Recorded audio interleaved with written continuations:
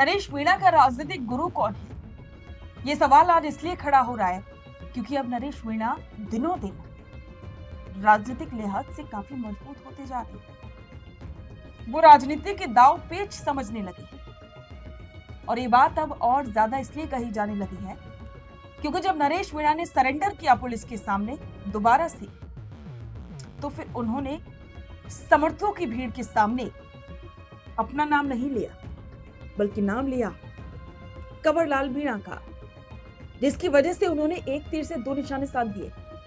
एक तो कंवरलाल मीणा के समर्थकों का ध्यान भी अपनी तरफ कर दिया, यानी कि अपने पाले में कर लिया, और दूसरा ये कि जनता के मन में ये एक संदेश किया कि नरेश मीणा अपने लिए नहीं बल्कि दूसरों के लिए लड़ता है। अब यहां पर सवाल उठता है कि नरेश मीणा की राजनीति किस ओर जाए। नमस्कार, स्वागत है आप सभी का द फैक्ट इंडिया पर और मैं हूं आपके साथ पूजा जादौन।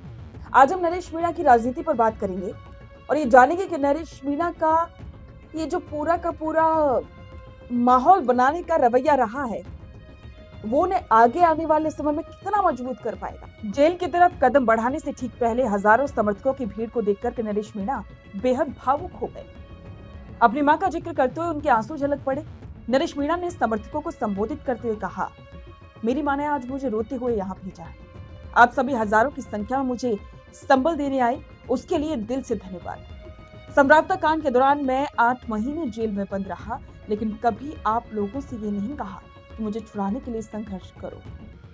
इसके बाद उन्होंने 9 अगस्त यानी कि विश्व आदिवासी दिवस का जिक्र करते हुए एक ऐसा ऐलान किया जिसने वहां मौजूद सभी समर्थकों को हैरत में डाल दिया। अपनी खुद की रिहाई और कानूनी लड़ाई को किनारे रखते हुए नरेश मीणा ने समर्थकों से अपने भाई के लिए एकजुट होने का आह्वान किया। नरेश मीणा ने समर्थकों से अपील करते हुए कहा कि 9 तारीख को विश्व आदिवासी दिवस है। आप सब लोग मेरी रिहाई की बात मत करना, लेकिन मेरा भाई कंवरलाल मीणा जो झालावाड़ की जेल में बंद है, उसे छुड़ाने में अपनी पूरी ताकत लगा देना। सरकार और महामहिम राज्यपाल से मांग करना कि उसे माफीनामा यानी कि दया याचिका मिले और उसे जेल की सलाखों से रिहा किया जाए। नरेश मीणा के इस बयान के बाद उनके समर्थकों ने जोरदार नारेबाजी की, लेकिन इस बयान ने राजस्थान के सियासी और प्रशासनिक गलियारों में एक नए सवाल खड़े कर दिए। आइए अब जरा तथ्यों की ओर रुख करते हैं और समझते हैं कि पूरा मामला क्या है। इस घटना की शुरुआत होती है नवंबर 2024 में। देवली उनियारा उपचुनाव के दौरान टोंक जिले के समरावता गांव में पोलिंग बूथ पर फर्जी मतदान का आरोप लगाते हुए निर्दलीय प्रत्याशी नरेश मीणा ने तत्कालीन एसडीएम अमित चौधरी को थप्पड़ जड़ दिया।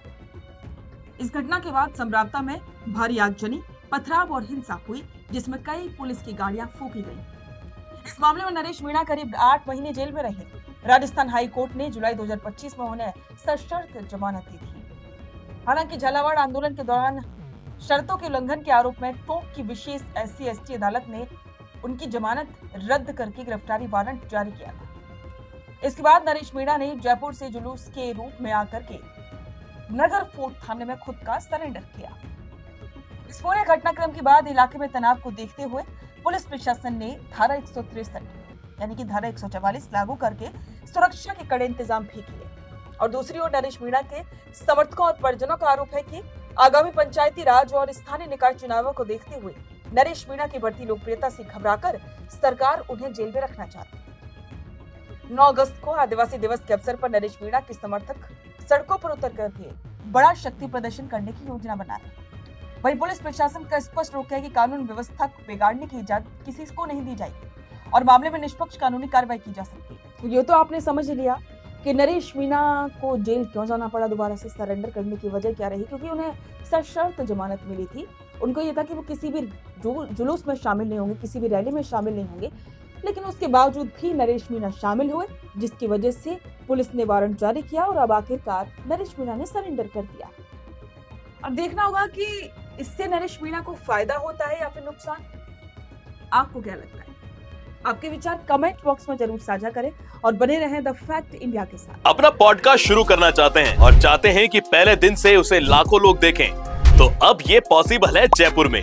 जयपुर का सबसे तेजी से बढ़ता हुआ digital news channel the fact India आपके पॉडकास्ट को वर्ल्ड क्लास बनाने के लिए जयपुर के बीचों बीच श्याम नगर में लाया है world class podcast setup, green screen setup. उसे शूट करने के लिए best state of the art facilities, editor से लेके लाखों फॉलोअर्स और करोड़ों वाली रील्स वाला यूट्यूब चैनल, और ये सब आपको एक ही जगह पर मिलने वाला है। तो पूरी जानकारी के लिए आज ही व्हाट्सएप कीजिए इस नंबर पर।